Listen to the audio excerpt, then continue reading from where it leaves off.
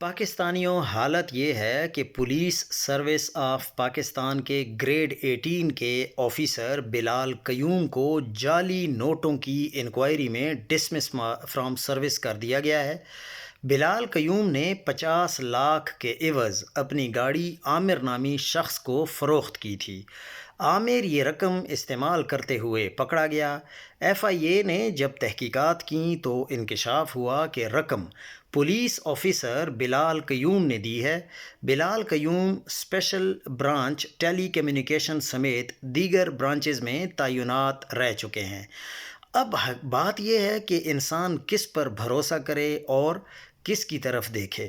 یہ ایسے پولیس والے ہیں کہ یہ ہماری رکھوالی کے لیے اور پاکستانی عوام سے ٹیکس کے پیسوں سے تنخواہ لینے والی فورس ہے، لیکن ان کے اگر آپ کارتوت دیکھیں تو ہر تیسرا، میں یہ نہیں کہہ رہا کہ سارا ادارہ ہی ایسا ہے، لیکن ادارے میں بہت سارے لوگ آپ کو ایسے ملیں گے۔